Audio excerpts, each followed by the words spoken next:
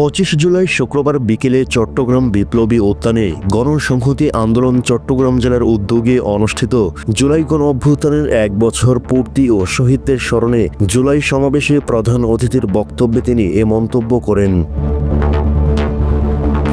দেশে চলমান অস্থিরতার কারণে রাজনীতির আকাশে আবারও কালো মেঘের আনাগোনা চলছে, যা নির্বাচন হওয়া নিয়ে এক ধরনের ধোঁয়াশা ও আশঙ্কা সৃষ্টি করে। এ বলে মন্তব্য করে গণসংহতি আন্দোলনের প্রধান সমন্বয়কারী জুনায়েদ সাকি আরও বলেন, জুলাই গণ অভ্যুত্থানে আকাঙ্ক্ষাময় নতুন রাজনৈতিক, অর্থনৈতিক এবং সাংস্কৃতিক বন্দোবস্তের মাধ্যমে রাষ্ট্রের গণতান্ত্রিক রূপান্তরে ঐক্যবদ্ধ হন।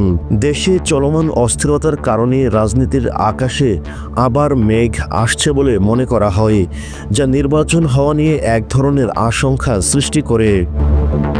বিচার, সংস্কার ও নির্বাচন একসঙ্গে চলতে হবে। এটি একসঙ্গে চলে গণতান্ত্রিক রাজনৈতিক উত্তরণ ঘটাবে। এটি এখন বাংলাদেশের প্রধান জাতীয় স্বার্থ। কাজেই যে কোনো ধরনের তৎপরতা যদি বিচার, সংস্কার ও নির্বাচনকে ক্ষতিগ্রস্ত করে, তা বাংলাদেশের জাতীয় স্বার্থের বিরুদ্ধেই যাবে বলে মনে করেন তিনি।